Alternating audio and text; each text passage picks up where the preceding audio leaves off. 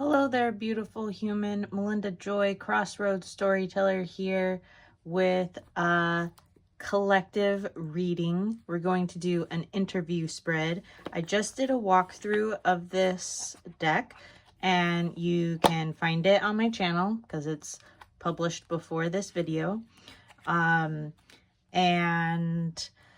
Make sure to like and subscribe. I'm a professional tarot reader. Before I was a professional tarot reader, I was a pastor and a biblical studies scholar. I have some things to say about this biblical tarot, and I'm super excited to explore it with you.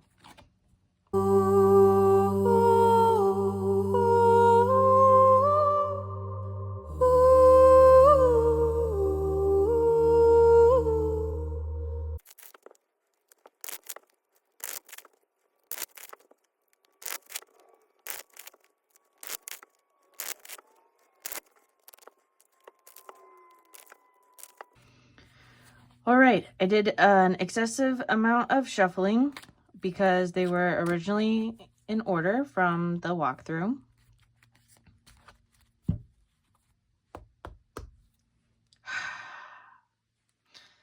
To the divine, may we see what we need to see, may we know what we need to know, and may we have the motivation to act in our best interest and for the betterment of the whole. Today, I am particularly interested in getting to know this deck, the Biblical Tarot. Thank you for your participation in my reading. Okay, so this is a spread that I found from Little Red Tarot.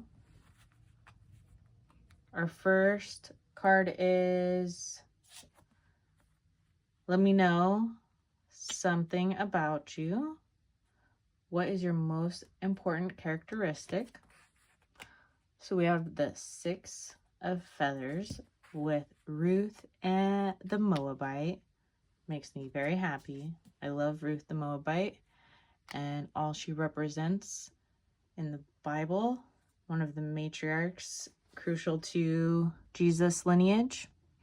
Okay, so the card says, but Ruth replied, don't urge me to leave you or to turn back from you.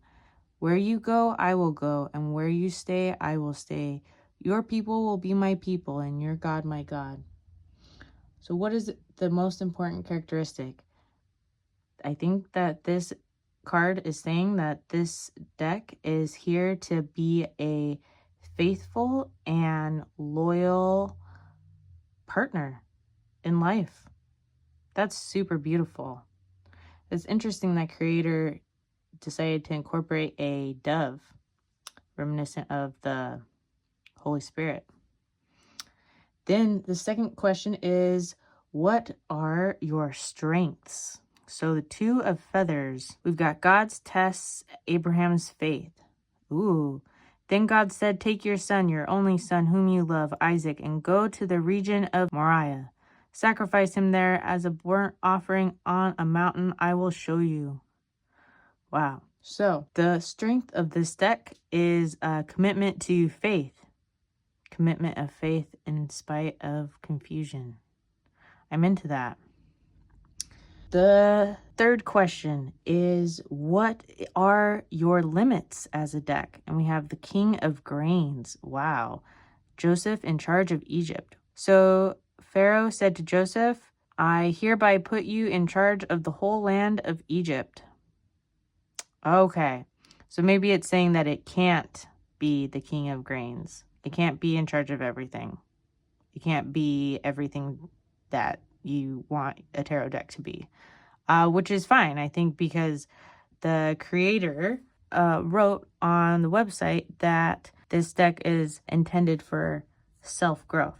So I think it makes sense that perhaps this deck is not the most ideal, like, fortune teller-y kind of deck. It's more of a psychological, self-exploration kind of deck. Can't be everything to everybody. Okay.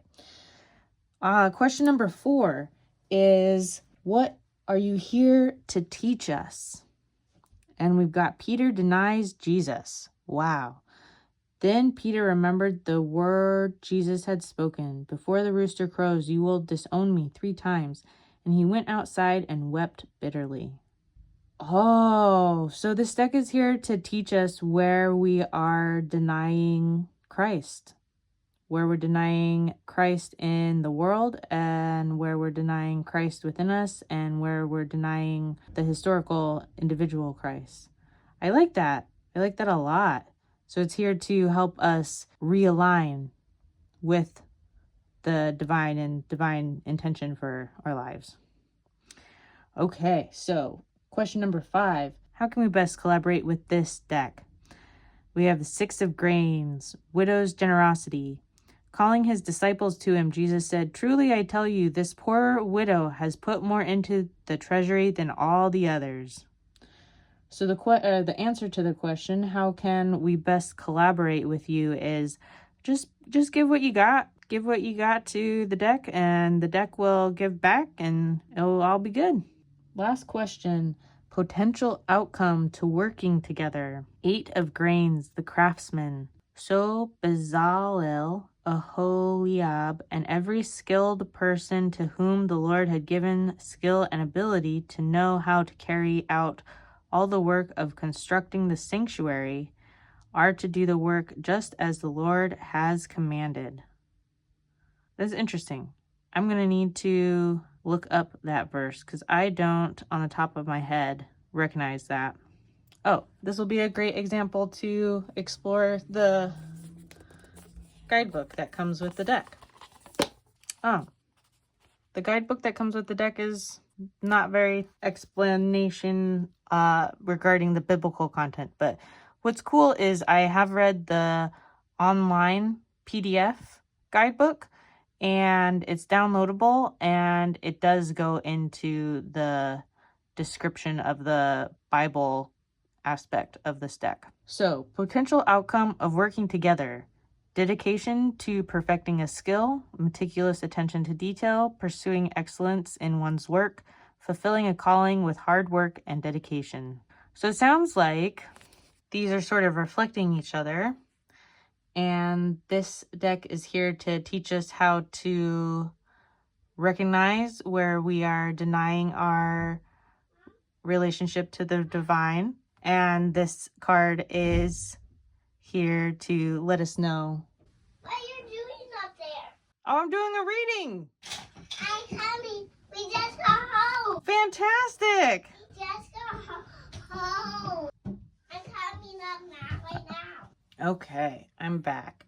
Had a quick intermission. Okay, so we were saying how cool it was that this card sort of parallels or reflects this card, and that what this deck is here to teach us is how to step away from denying our most true selves and God's will for us, and how the potential outcome of working with this deck is a working relationship with the divine and purposeful work, purposeful life. The 8 of Grains definitely has to do with purpose and enjoying one's purpose, living out one's purpose. Very cool. So yeah, I think this was a fantastic reading. It was very positive. This deck was very clear what it's here to do, what it's not here to do, and what it needs from us, which is just all of us, all of ourselves, everything we got to give to it. But yeah, I think this is beautiful. Be sure to like and subscribe if you are interested in more content specifically about biblical tarot, but also about tarot and cartomancy and divination and all of the fun, delicious storytelling things I get up to. So many blessings, so much love.